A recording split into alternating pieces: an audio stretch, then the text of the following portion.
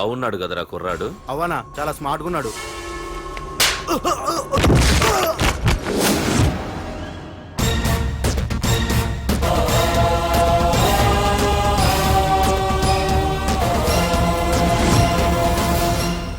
నా పేరు పార్థు.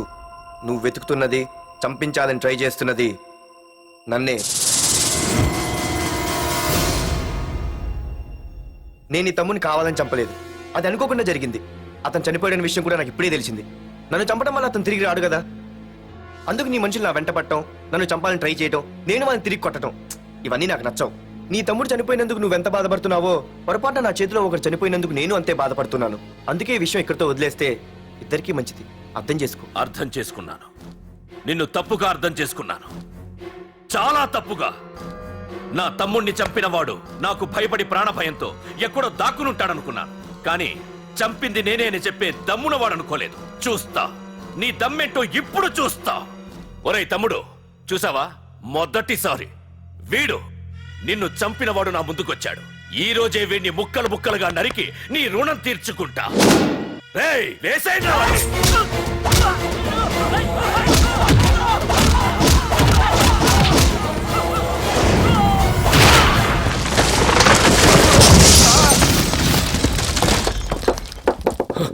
రేయ్ ప్రకాష్, నాకు సైలెన్స్ అన్నా వైలెన్స్ అన్నా అస్సలు నచ్చవు. పొర్రపాటున మొదలు పెట్టానంటే కథలు కథలుగా చెప్పుకుంటారు. రేయ్ పార్థు, ఇంకొకసారి నువ్వు ఈ పార్థుని తలుచుకుంటే నీ చావుని నువ్వు తలుచుకున్నట్టే.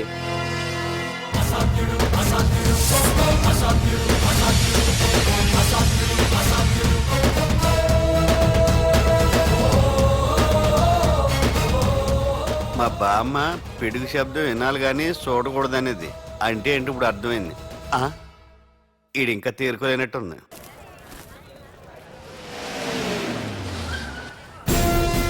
ఎక్కడి నుంచి వస్తున్నావు?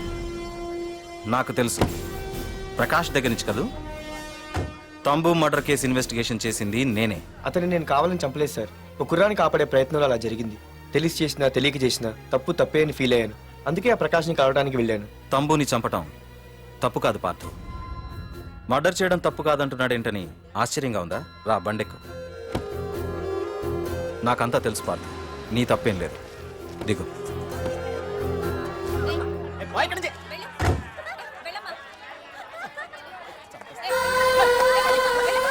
ఆమె ఎవరో తెలుసా?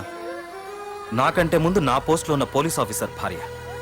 తన కళ్ళ ముందే తన భర్తని ఆ తంబుగాడు అతి దారుణంగా నరికి చంపేశాడు. అది చూసి ఆవిడ పిచ్చిదైపోయింది.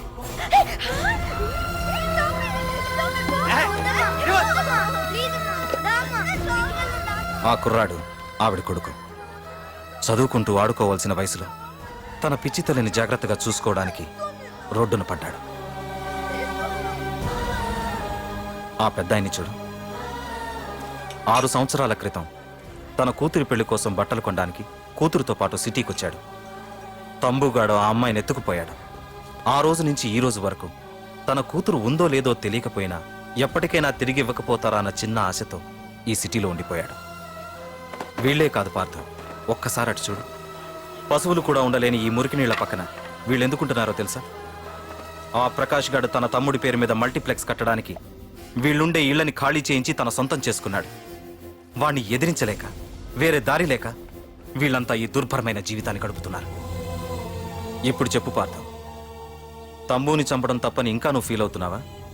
నువ్వు అడగచ్చు, ఇన్ని జరుగుతుంటే మీరేం చేస్తున్నారని. మా అధికారమే మాకు అడ్డమైంది. ప్రకాష్ గారిని టచ్ చేస్తే చాలు మినిస్టర్స్ నుంచి ఫోన్ కాల్స్, ఒక్కడుగు ముందుకేస్తే చాలు వెనక్కి రమ్మని హైకమాండ్ నుంచి ఆర్డర్స్. నా దృష్టిలో ప్రకాష్ని అరెస్ట్ చేయకపోవడం ఎంత తప్పో నిన్ను అరెస్ట్ చేయడం కూడా అంతే తప్పు. ఇదిగో నీ పర్స్, తంబు డెడ్ బాడీ దగ్గర దొరికింది. పార్థు, నిశ్చింతగా ఊరెళ్ళి నువ్వు ప్రేమించిన అమ్మాయిని పెళ్లి చేసుకుని హ్యాపీగా ఉండు. చూడు, నిన్ను నువ్వు రక్షించుకోవడానికి ఆ ప్రకాష్ని గాని వాడి మనుషుల్ని కానీ ఏమైనా చేయి. నీ వెనక నేనున్నాను. Wish you all the best.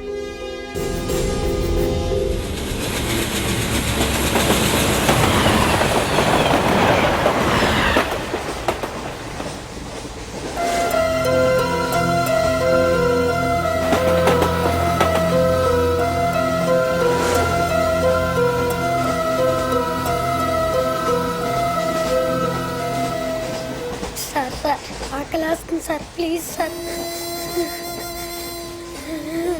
అమ్మ ఆకలి వేస్తుందమ్మా. Sir sir please sir. అమ్మా.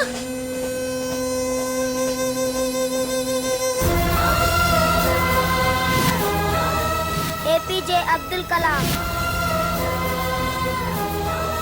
రే చిన్న, రే చిన్న, రే ఏంద్రా నీకు? ఏంటి ఇలా ఉన్నావు? ఏమైందో చెప్పరా? చెప్పు. వాట్?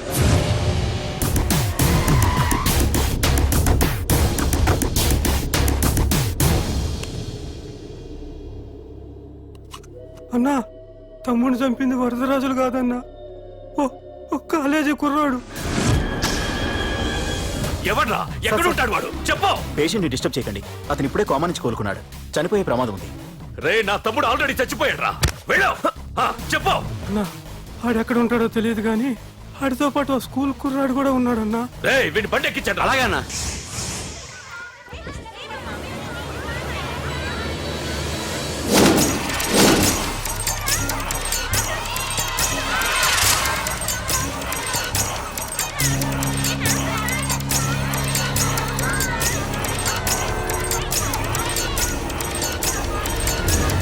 అన్నా, ఆ కుర్రాడే అన్నా. రే బాబీ ఆగరా. మర్యాదగా చెప్పు. నిజంగా అతను ఎవరో మాకు తెలియదు సార్. తెలియకుండానే వాడితో మీ కొడుకుని స్టేషన్కి పంపించారా? హ్మ్? చెప్పు. తెలియదంటే చెప్పు చెప్పు చెప్పు చెప్పు చెప్పు చెప్పు చెప్పు. తెలియకుండానే వాడితో స్టేషన్కి పంపించావా? అడిగాడంట, తెలియకిచ్చాడంటే. చెప్పు. ఏయ్! చెప్పవే. చెప్పు చెప్పు. ఏమి చేయకండి సార్.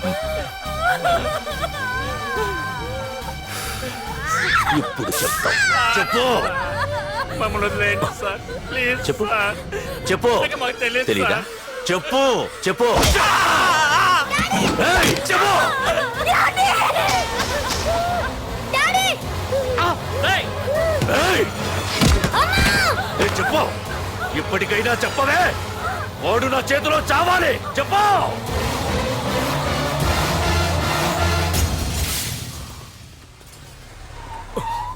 సార్, వాడి గురించి ఇన్ఫర్మేషన్ తెలిసింది సార్. ఇది వాడి ఫోటో. అన్నా, వీడే నా తమ్ముడు చంపింది, వీడే.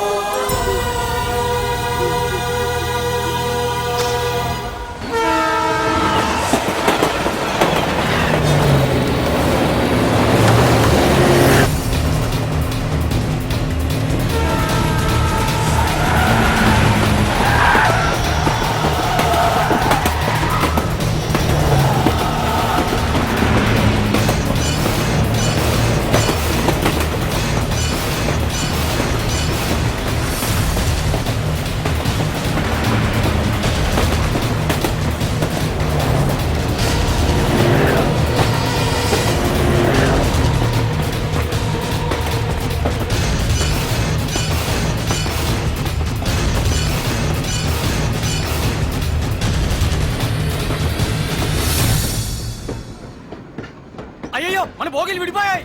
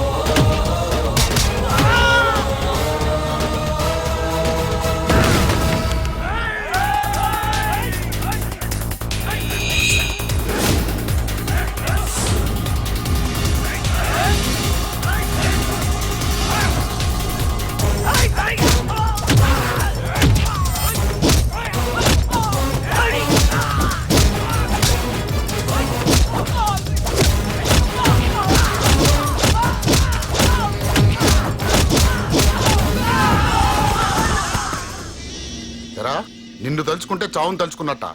అంత మగాడివా? ఇప్పుడు తలుచుకోరా, ఎవరిని తలుచుకుంటావు?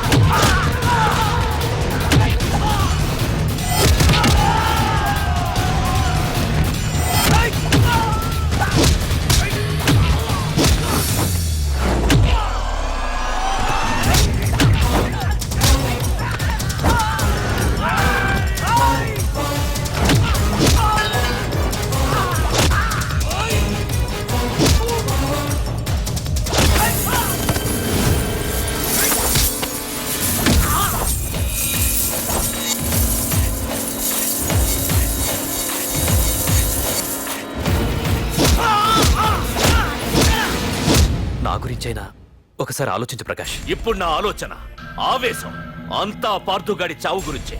ఆల్రెడీ నా మనుషులు వెళ్ళారు. 5 నిమిషాల్లో వాడిని కాదు, వాడి శవాన్ని తీసుకొస్తాను.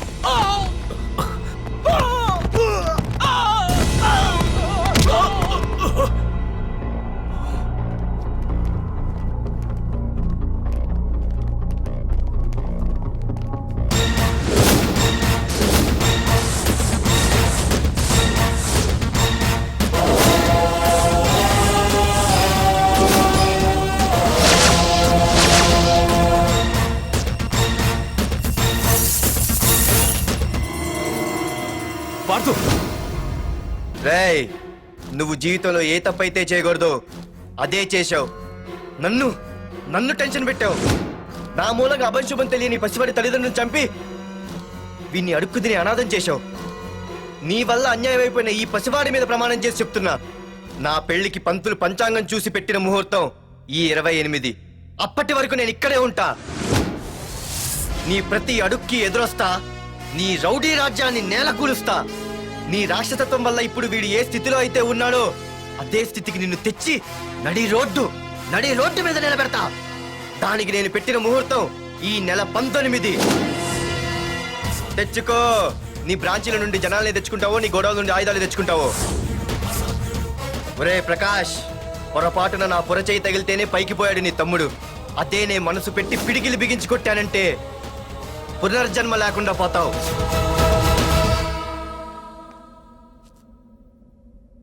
మళ్ళీ చెబుతున్నా, నేను ఒంటరి. నీ మనుషులు 100లైనా 1000లైనా ఏరి పారేస్తా.